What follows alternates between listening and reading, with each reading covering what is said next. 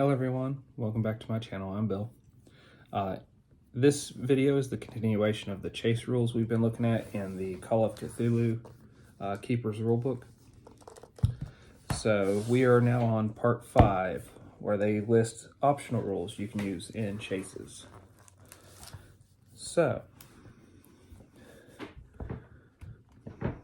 without further ado, let's dive into this and see what all options they give. After that, I'll let you know what options I'd use, but I'm me and you're you, so use whichever options you would enjoy the most, or don't use them at all. First optional rule is choosing a route. It is in the nature of a chase that the character being chased wants nothing other than to escape and must make a split-second decision whether to turn left or right. If there is a choice of routes available, the lead character is free to choose and may seek a more difficult path or an easier one, especially if he or she feels it would be to their advantage to do so. For example, a strong swimmer might opt to leap into the river to lose their pursuer. If the investigator is one of being pursued, then the keeper should regularly present a choice of routes. Random hazards and barrier is an optional rule.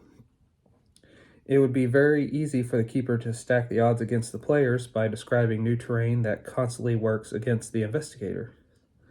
You may find it more fun all around to create hazards and barriers randomly. Roll a 1d100. On a 1 through 59, the route is clear.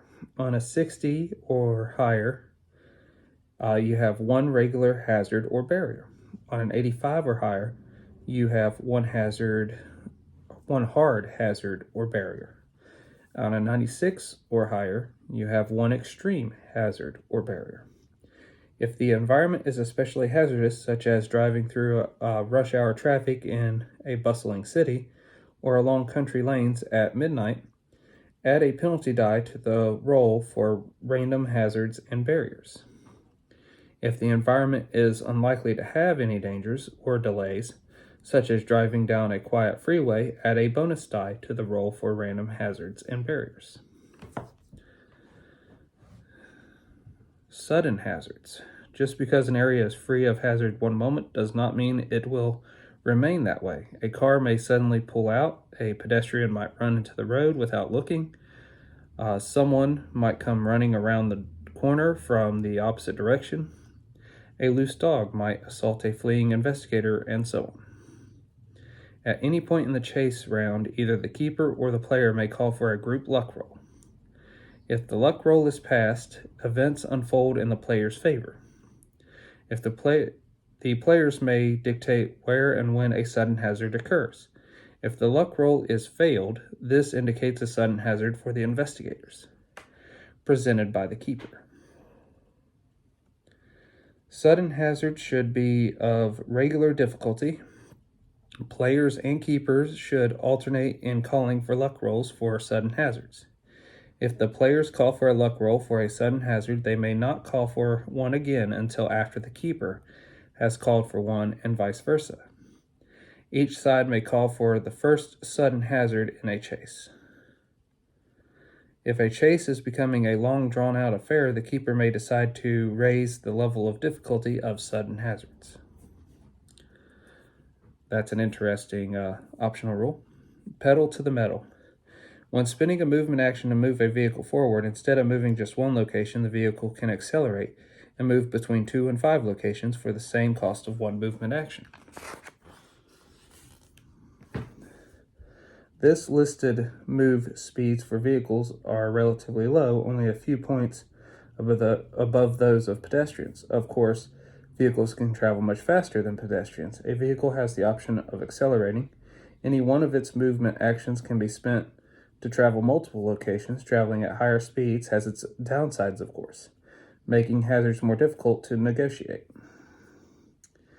As normal, a driver can use one movement action to move one location. A driver can elect to move 2 to 3 locations with one movement action. Any hazards encountered have one penalty die applied to the skill roll. A driver can elect to move 4 to 5 locations with 1 movement action. Any hazards encountered have 2 penalty die rolls applied to the skill roll. The increase in speed must be announced prior to moving. Just as in real life, driving at speed is less risky if one has a good view of what lies on the road ahead. How far a driver can see at any time is wholly dependent on the situation and environment in which the chase is taking place. In a crowded city, one might only be able to see a couple of locations ahead, 1d3 if you wish to determine it randomly. In the suburbs, one can see several locations ahead, 1d6 if you wish to determine it randomly.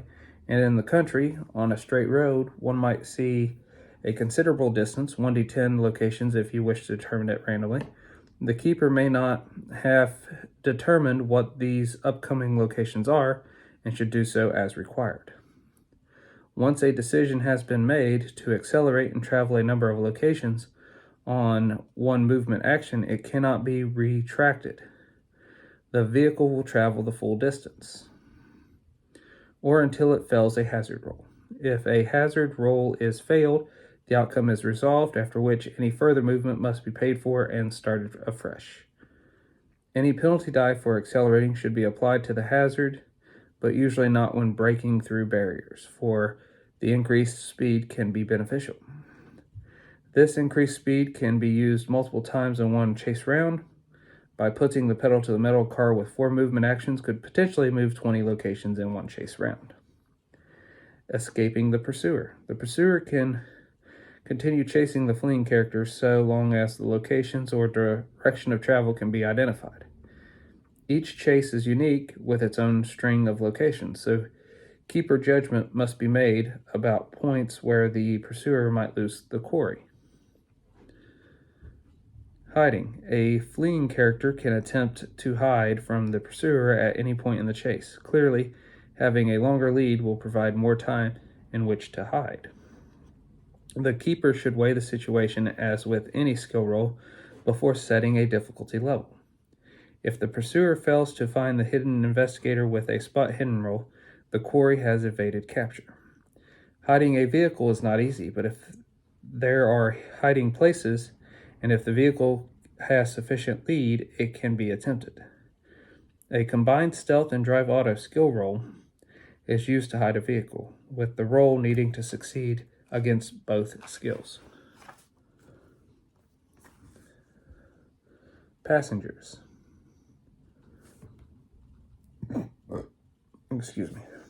Passengers do not make a speed roll and do not have movement actions. They may act once on their turn in the deck's order. Typically, vehicle passengers might use firearms or throw things out the car to obstruct those following. One passenger can assist the driver with navigation, reading maps, and offering advice on how to negotiate hazards. If a passenger uses their action to assist the driver in this way, they may make 1 spot hidden or navigate skill roll. If successful, on the vehicle's next move, the vehicle can accelerate once with 1 fewer penalty die. Thus, the vehicle might advance up to 3 locations with no penalty die or up to 5 with 1 penalty die. Ranged attacks during a chase. Firearms can be used during a chase.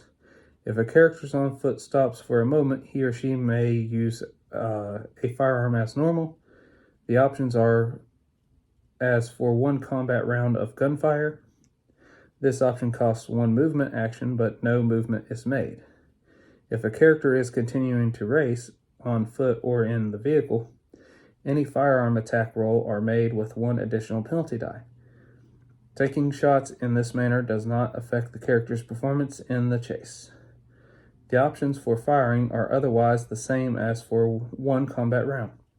This option does not cost any additional movement actions. Vehicle tires may be targeted with gunfire. Apply an additional penalty die to target tires due to their small size.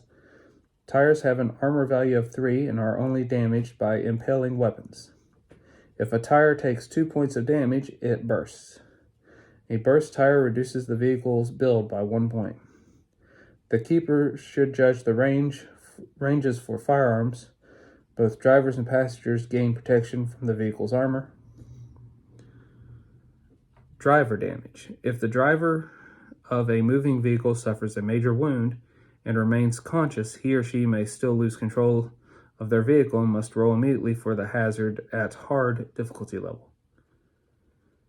A driver who falls unconscious due to a major wound automatically loses control of the vehicle.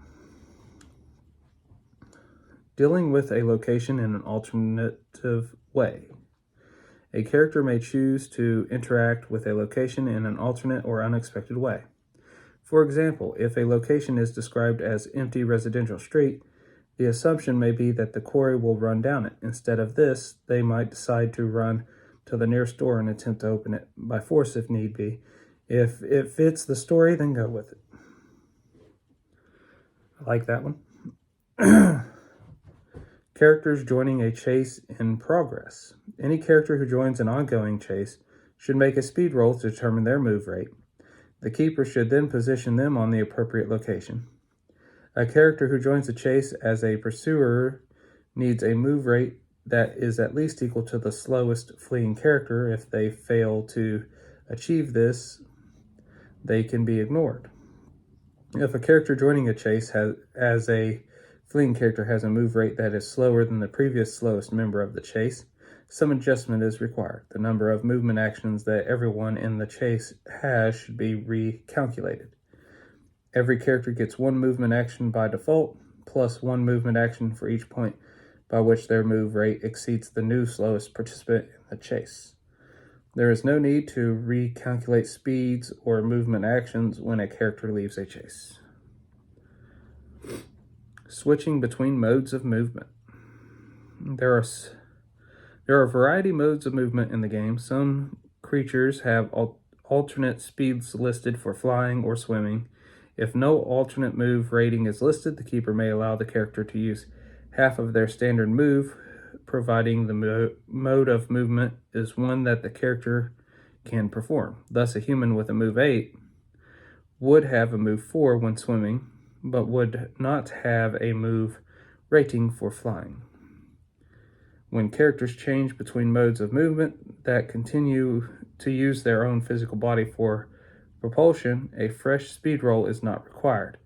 Simply adjust their move accordingly, remembering that they may be either a +1 or a -1 depending on whether they achieved an extreme success or failed their speed roll at the start of the chase.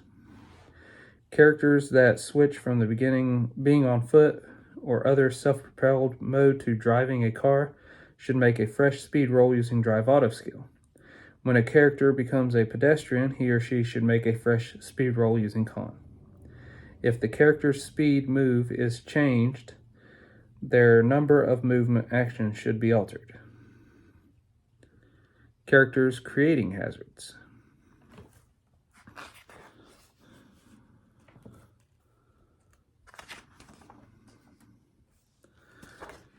I think I'll break this up into two parts. So this will be part 1, and part 2 will start with characters creating hazards. Until we all game again, guys.